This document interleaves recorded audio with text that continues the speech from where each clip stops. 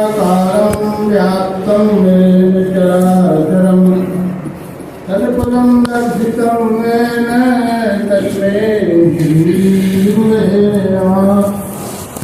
ज्ञानार्थस्य लोकस्य ज्ञानाज्ञानफलास्य चक्षुरुन्मिलितं येन तस्मै श्रीगुरवे नमः। चक्षुषा चैव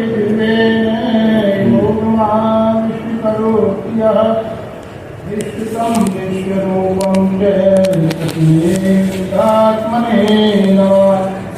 परम मंगलमय विश्वरूप परमात्मा उन परमात्मा शरीर तत्वदर्शी सदगुरु के चरणों में सादर नमन करते और आप भारत के विभिन्न प्रांतों से आए हुए सभी आदरणीय सज्जनों का इन शक्तिशाली देवियों का भी हार्दिक समागम करते हुए अभी हम आप सभी के माध्यम से जिस सर्वांग योग का पाठ किया गया है यह युगों युगों में आई हुई मानवीय धर्म क्रांति दूर करने के लिए चतुर्युग मालिका के विशेष विभूति के रूप में मानव देह में ही मानवता में आई हुई ग्लानि को मानव देह में ही दूर किया जा सकता है।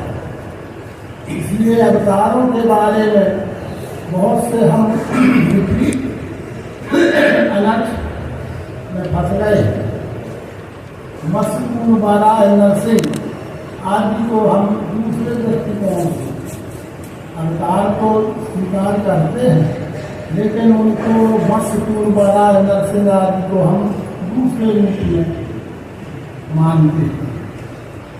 ऐसी बात नहीं।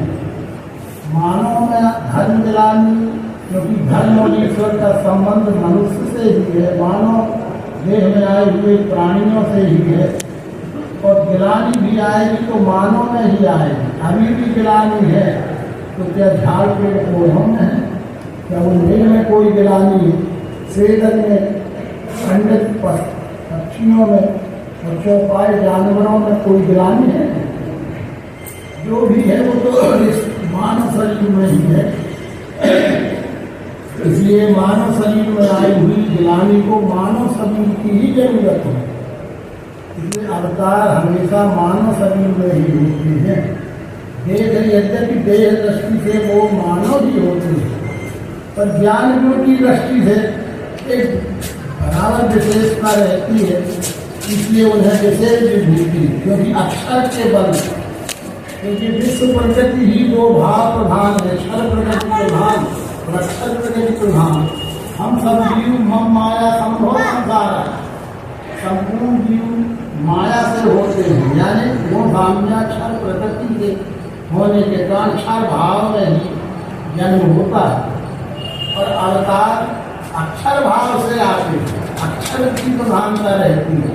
जन्म से उनमें निर्मूल स्वरूप की जागृति रहती है।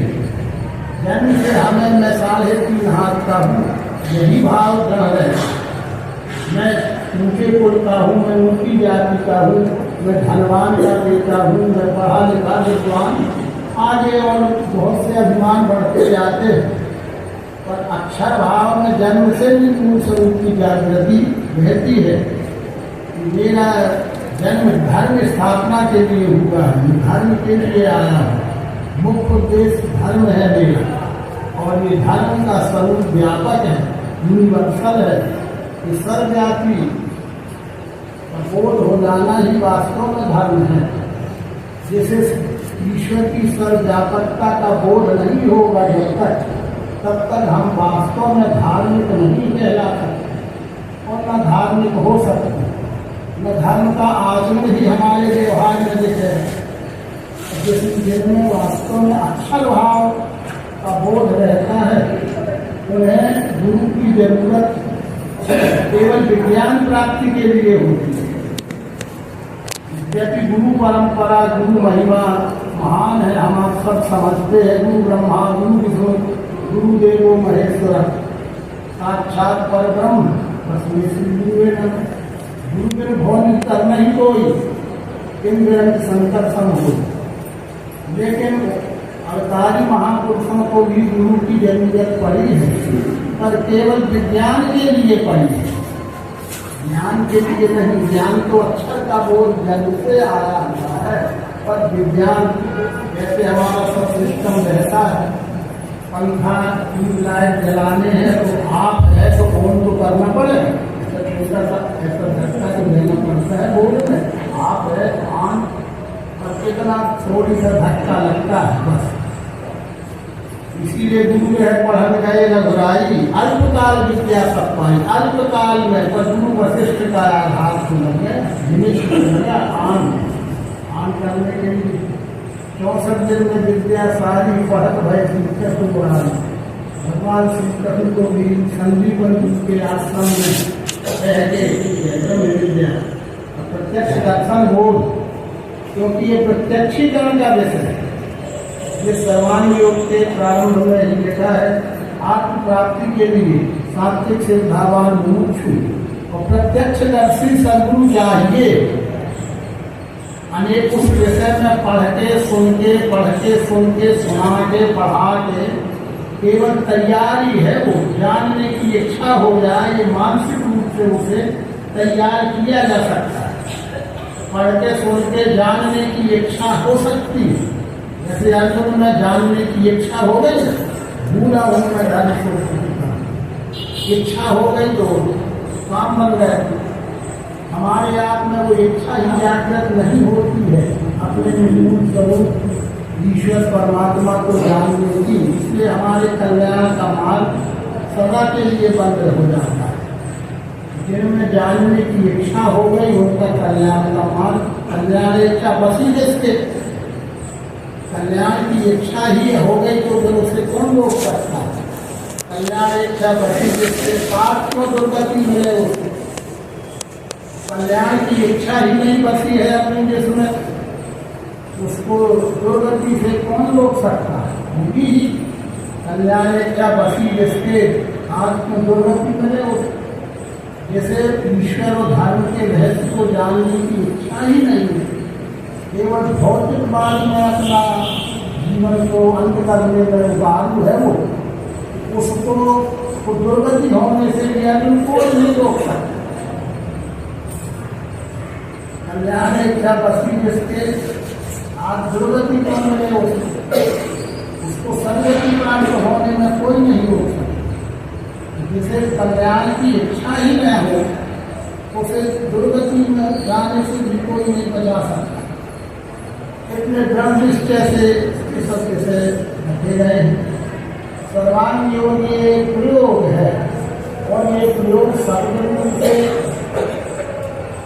वेदों से लेकर संतों के साहित्य तक भरा पड़ा है, सब जगह भरा पड़ा तो बिखरा हुआ है। कहीं 5 तत्वों का निरूपण है तो कहीं प्रजापति गुणों का निरूपण है तो कहीं उसका समुच्चय गोसाम्य माया का निरूपण है तो कहीं अलग स्थान पर अक्षर ब्रह्म का निरूपण है तो फिर कहीं अलग स्थान पर जाकर के सर्व, उसको सर्व रामायण में जी का सर्व नहीं है, गीता में सर्व नहीं है, या वेदों में सर्व नहीं है, संतों के साहित्य में क्या सर्व नहीं है। सर्व माने सबका समावेशी स्वरूप, और वो अलग अलग फुटकर जगहों में लिखा है और उसको एक ही जगह पर व्यवस्थित रूप से संकलित करके प्रयोगात्मक पद्धति के साथ उनको समन्वित करके यही हम देखने वाला सर्व है। अब सर्व तो हम कहते हैं कि परमात्मा ईश्वर है कहाँ है, सब में है, तो फिर सबके बाहर क्यों देखने की कल्पना हो।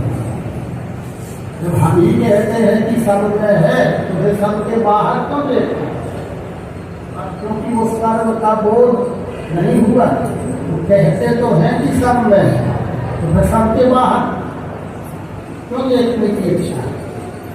तो हम स्वयं अपना प्रमाण दिए बैठे रहते हैं कि कहते तो हैं पर बोध ना होने के कारण आचरण में नहीं आता है, और आचरण में न आने का कारण बोध ना होना।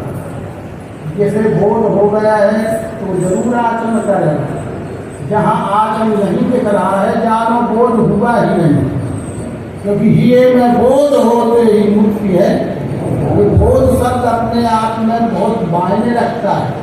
हम बोध को कुछ भी अर्थ लगा लेते हैं, अभी कुछ मन अर्थ भी बोध के हो सकते हैं, पर ये में बोध कोई व्यक्ति बहुत सा भोजन करने के बाद भी व्यवहार में उसको बोध नहीं होता, अंदर से वासना बनी रहती है, और मिल जाता और ये चीजें मिल जाती है, तो दाल चावल रोटी सब्जी तो रोज ही खा रहे हैं, और अरे बहुत सारा भोजन कर लेने के बाद भी बोध हुआ सोचो। और एक कोई ऐसा भी होता है कि 24 घंटे में एक ही बार भोजन करना, और निश्चित जो कुछ है मिल गया होगा, उसके बाद कुछ भी हो नहीं है, उसे तक अल्प में भी बोध हो सकता है। जिसे बोध होना है उसको रूखा सूखा भी मिल जाए तो बोध होगा, और किसी को बहुत सारा खटरस व्यंजन मिलने के बाद भी अभी और कुछ ऐसा हो, मिल तो गया, पेट तो भर गया, जाए पेट तो नहीं बची, फिर भी अभी बोध है का।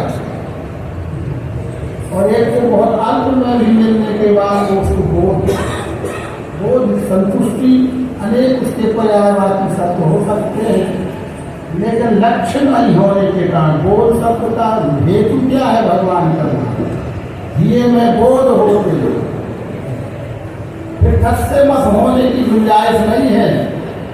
हमने इंद्रियों से खुद जांचा परखा है, अब कोई कहती आंख से रूप नहीं देखता है तो मान लिया जाए, हमने दिखाई रहा है और देखे हैं, अब उसमें क्या किसी और की बात कुछ और भ्रम की हो तो कैसे हम मानेगा। इंद्रियों से जो कुछ भी मिलान करके देखा है, प्रयोग में करके देखा है, तब बोध होगा।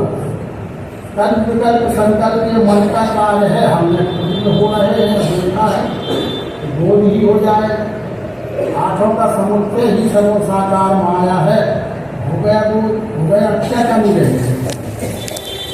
उसी में अस्थि भारी प्रिय रूप से जो है वो निर्गुण निराकार आत्मा मिठास अक्षर है, बुद्धि के बल से हो गए, अस्तित्व से वस्तु का बोध हो गया। अब क्या बचा, अब मैं ही हूँ निश्चय करने वाला, ज्ञान की आत्मा सूक्ष्म अहंकार चित्त, मैं ही संपूर्ण विश्व हूँ, मैं विश्व का अंश हूँ और अपने अंशी से अलग नहीं हूँ, अंश हूँ पर अंशी से अलग नहीं हूँ, अंश अंशी भाव से ये सब मैं ही हूँ।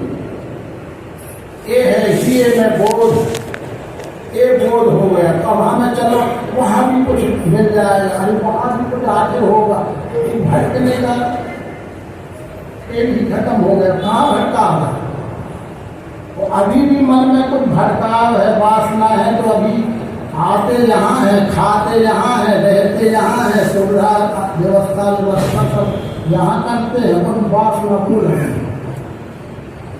चक्कर का नहीं है, जीव है, आकर 4,84,000 आदत पड़ी है चक्कर लगाने की, अभी तो चक्कर लगाने की वासना है ना।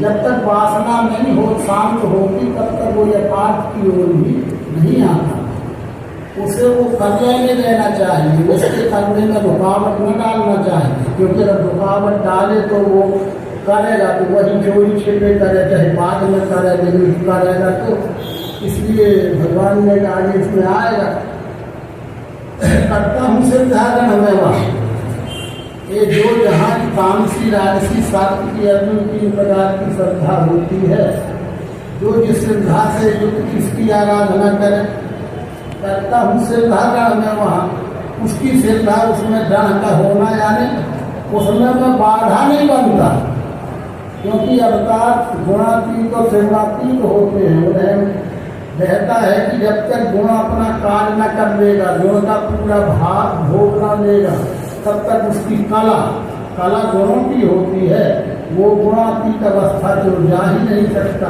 इसलिए किसी की श्रद्धा में बाधा न बनो, संकेत करते रहो, जागृति देते रहो, समय आ गया होगा तो ठीक है, नहीं आया है समय, कभी घूमने पीछे न पड़ो, किसी अपने पीछे तो लगो, हम खुद स्थिर नहीं है, दूसरे को ज्ञान बताने फिरते हैं, तो वो ज्यादा लाभकारी नहीं होता। और जब हम खुद स्थिर हो जाते हैं तो हमारा असर उसको भी पड़ता है धीरे धीरे, कि देखो हम दिन रात ये चक्कर में लगे हैं, वो भी कुछ नहीं, अशांति है, फिर ये कुछ नहीं तो मानता। उनकी भाषा में है कि ये कुछ नहीं मानता, फिर भी दिन रात बिंदुना का चोरना बढ़ ही रहा है भौतिक गति से, और उसमें आज प्रसन्न रहता है। कभी न कभी वो लौटता है कि बात क्या है इसमें, कि हम मानने वाले बने हैं, दिन रात उसी में लगे, तो भी अशांति हो, तो कुछ नहीं मानता हमारे सामने। पर वो खुशहाल है। जब ईश्वर एक ही है तो उसका न्याय दो प्रकार का कैसे हो रहा है? ईश्वर तो एक ही है और वो न्याय भी है। अब चोर भी चोरी करने के बाद वही खड़ा है, जिसकी चोरी हुई है वो भी वही खड़ा है, दोनों हैं। उसको पता नहीं कि मैंने इसी की चोरी किया, उसको भी पता नहीं कि ये चोर है, पर खड़े दोनों हैं। हे प्रभु, चोर पकड़वा देना, चोर पकड़वा देना, सच के हो तो चोर पकड़वा देना। मैं जब ही मानूंगा कि तुम सच के हो, जब चोर पकड़ जा।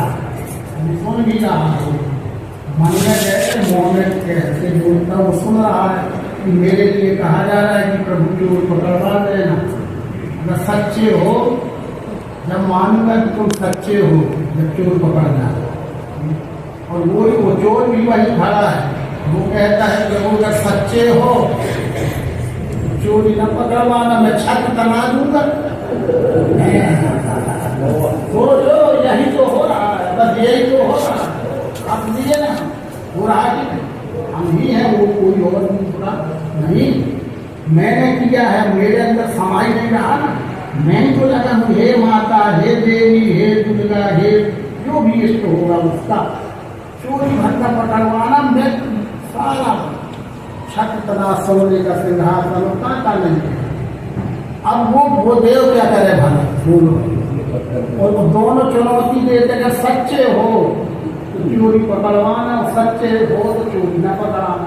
अब वो क्या करे देव, करो फैसला ही होगा ना, होगा तो वो देव यही फैसला करेगा कि न्याय माने न्याय। हम गांव आदि का मुहावरे लोकोक्तियां भी जानते हैं, कहते हैं कि न्याय सरासर बोलिए, क्या बैरी का बाप, पिता भी हो चाहे दुश्मन भी हो, पर न्याय के आसन में बैठे हो तो न्याय तो बोलना पड़ेगा ना, जब तो न्याय हो। एक पिता है तो कुछ है और दुश्मन है तो कुछ है, तो थोड़ी होगा न्याय आता। ईश्वर तो न्यायी है ना, न्याय कर रहा है हमारे साथ। हम तो दो प्रकार के, मेरी चोरी पकड़ा देना सच्चे हो, वो कहता है मेरी चोरी न पकड़ाना सच्चे हो, तो सच्चा ही है, न्याय हो जाता है। यही ईश्वरी न्याय है, यही प्रकृति का न्याय है। एक व्यक्ति सब कुछ अपने प्रकार का धार्मिक होता हुआ भी बड़ा अशांत है, दिन रात कलह में भी बन जा रहा है। धन की कमी नहीं है, पर कलह की भी कमी नहीं है। जितना ज्यादा धन है उतना ज्यादा कलह है।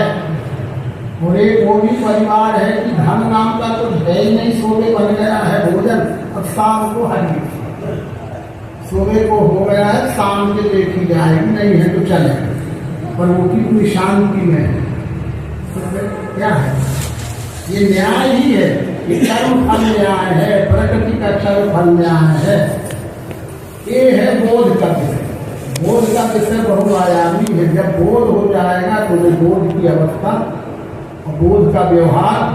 अभी हम आप बोध की कार्यशाला में आए हैं, किसको कितने परिणाम परिमाप में हुआ है वो अपना अपना मूल्यांकन हम ही कर सकते हैं। कोई किसी का ये मूल्यांकन नहीं कर सकता कि ये भूमिका में है, ये भूमिका में है, ये हमारा काम नहीं है। कोई किसी का ये कर सकता है, अपना मूल्यांकन हम ही करेंगे। आपको आप ही जानते हो जनार्दन, अपने बारे में व्यक्ति स्वयं जितना जानता है उतना दूसरा जान सकता है। कोई दूसरा उसके विषय में कुछ भी नहीं जान सकता। वो अपने बारे में अपन ही तो खूब जानते हैं ना, कि मैं कितना बनावटी हूँ, कितना हकीकत हूँ। ये हकीकत कितनी है, वो बनावटीपन कितना है। यहाँ थोड़ी देखना, यहाँ देखना चाहिए कि किसमें बनावटी बात कितना है और हकीकत में कितना है। ये बोध का परिणाम है। इस सरल अपरिचित शब्द में पढ़ गए कि ये में बोध होते ही मुक्ति है ब्रह्मजाल से, जो पढ़ गए ना हो गया। वो बोध कराने की प्रक्रिया का बोध जब तक ना हो, जब प्रक्रिया में आए तो सारे को मिश्र दिखाते, अब हो गया वो। वहां पढ़ाए कि ये में बोध होते ही मुक्ति है ब्रह्मज्ञान से, तो जैसे कहा कि स्वरूप वस्तु का देखो, तो ये तो मिश्र दिखाने लगे, कहाँ का बोध?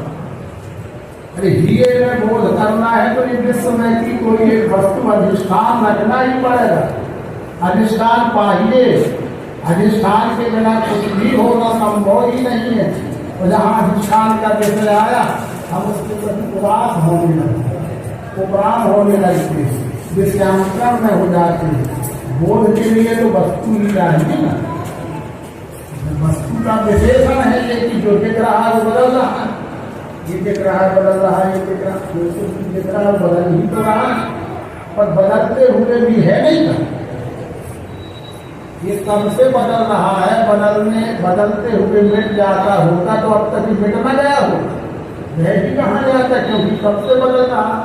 अरे बदलने के हर फल उसका अस्तित्व है, वो उसका बाह्य स्वरूप है, बदल रहा है, पर है तो है। और वो एक के ही दो भाव है, दोनों भावों में वो एक ही है। ये तीसरे अध्याय में जिसको होना है वो तीव्र जिज्ञास होगा, यदि तो हो गया। पर मन की जिज्ञास भी हम सभी के रहते हैं, उनके लिए फिर चौथे अध्याय से विस्तार से भी अपनी आंखों की विवरण करके भी समझा दिया है। पर समझाया ही क्या गया, सारे विश्व की रचना से कानून तत्वों की पहचान करा दी। 5 ही है वो, उन 5 को क्रिया शक्ति के रूप में ज्ञान करने वाली शक्ति गुण ही है। उन्हीं को ब्रह्मा विष्णु महेश को अनेक नाम पर्यायवाची है उनका, पर वो है 3 ही कौन के नाम, शरीर में तत्व मन बुद्धि अहंकार। और यहाँ ब्रह्मा विष्णु महेश सदरतम उत्पत्ति स्थिति में ये सब उन्हीं का काल हो गया, मिल के 8 अंगों का सर्व साकार है। और उसी में अस्थि महात्म की निराकार है, साकार को निराकार नहीं छोड़ सकता, निराकार से साकार नहीं छोड़ सकता। एक लगे में भी सगुण निर्गुण का योग है, एक लवा भी साकार निराकार के संयुक्त ही है, इसलिए संयुक्त नेतन क्षरक्षरम, संयुक्त नेतन क्षरक्षरम। प्रकृति पुरुष का योग अभिन्न है, अखंड है। प्रकृति यानी क्षर, पुरुष यानी अक्षर। कौन सा नवा है जो क्षर से भिन्न है? ये प्रकृति पुरुष योग की जागृति आ जाना ही अंतिम योग है, ये जागृति है। जैसे तो कई योग है संसार में, करो कोई परहेज नहीं है श्रीमद् भगवत गीता, लेकिन अंत का योग तो अनन्य योग है। अनन्य योग यानी पुरुषोत्तम योग, जिसमें सबका अभिन्न लय है। जब ये पुरुषोत्तम योग हो जाएगा तो भक्ति, वो करना क्या है, वो तो हो ही रही। वास्तव में भक्ति करने से होने वाले को भक्ति नहीं कहते, जो करने से होता है उसमें कर्तापन का भाव भी रहे, उसमें क्रिया भी रहेगी, कर्म भी रहे। कर्म क्रिया कर्ता ये तीनों अज्ञान भाव में रहे, होती है भक्ति तो होती है कि करती है। हम तो सब करेंगे जब होगा भक्ति, करेंगे जब होगा भक्ति। और जो हो रहा है वो भीतर तो छल हो रहा है, कपट हो रहा है, चालाकी भरी है, बेईमानी भरी हो, भक्ति हो रही है, कृपा पर मैं मूर्ख करता हो रही है। 4 बजे रात से भक्ति हो रही है, शांति पाठ हो रहे हैं, ओम आपा शांति पृथ्वी शांति शांति, सब 4 बजे से सब शांति शांति। और सोने से दंगम दंगा, वो करने से जो हुआ कि हो तो रहा था छल कपट, अब तो दंगा हो रहा, और करने से ये हो रहा था सब प्रपंच। ये है 8वां अध्याय। पश्चात भी भक्ति का अनन्य बढ़ने लगे। अकर्म रूप से भी जो करने से होता है वो सकाम है, करने से होता है उसमें कर्तापन का भाव है, जो सकाम है। और जो होता ही अभी बिस्तर से उठते साथ करते हो कि होता है? वास्तव में विचार करें अपने में कि हम बिस्तर से उठते ही और बिस्तर में नहीं भी उठे तो भी करते हैं कि होता है? हमें की लेट पड़े हैं फिर भी नींद नहीं लगी, मान लीजिए लेट नींद लगी, अब समय पे नहीं उठना हो रहा है, बिस्तर में पड़े पड़े 7 बजे हमको बिस्तर ही नहीं, अब ये करने से कि हो ही रहा है, जैसे ही 7 बजे से देखो उठना हो गया तैयार हो चुके आती है। ये बारीकी से जाओगे तो यही गीता में आगे बताया जाएगा। नैष्कर्म सिद्धि, नैष्कर्म सिद्धि क्या है गीता? करने से होती है कि स्वाभाविक होती है? जो करने से होता है वो सकाम है, उसका प्रारब्ध बनता है। करने से होने वाले उसको सकाम कहते हैं, उसका प्रारब्ध बनता है, तो प्रारब्ध का फल भोगना पड़ता है कि हम सब प्रारब्ध का फल भोगने को लाचार है, मजबूर है, किसी की सत्ता उसको नहीं चल सकती, भगवान इसे बचा नहीं सकता है। और निष्काम कर्म का फल संचित कहलाता है।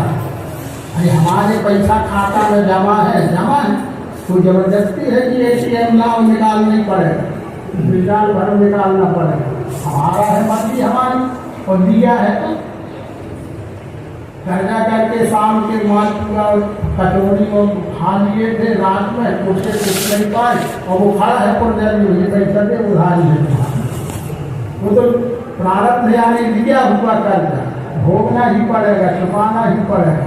और संचित माने हमारा जमा, ये सब है। तो भक्ति करने से नहीं हो, स्वाभाविक होती है। जन्मजात हमारे में 3 गुण रहते हैं, 3 गुण की स्वाभाविक सेवा का नाम भक्ति है, और वो काया वाचा मन के व्यवहार में रहती है, दिखती है। यही अनन्य भक्ति योग हो गया। सर्वांग योग बहुआयामी है। इस रीति से भगवान ने समझाया है। हमारे सभी आदरणीय परम पूज्य जगत गुरु संचालकों ने भी यही भाव निश्चय करने के लिए प्रयास किया है। अभी भी वही कार्य परंपरा, वही अवतार परंपरा जारी है। हम आप पुण्यवान हैं, धन्यवाद है कि कुछ तो हमारा संचित पुण्य आई रही ना, खाते में कुछ तो रहा, जब तो निकलेगा भी बैलेंस ही ना होगा तो क्या मिलेगा? तो संचित की पुण्याई का बैलेंस ही हम आपको यहाँ तक लाता है, और हम पुनः अपना आत्मकल्याण करने के लिए सदमार्ग में चलने के लिए तैयार तो हो रहे हैं। ये कम बात नहीं है, बहुत बड़ी बात है।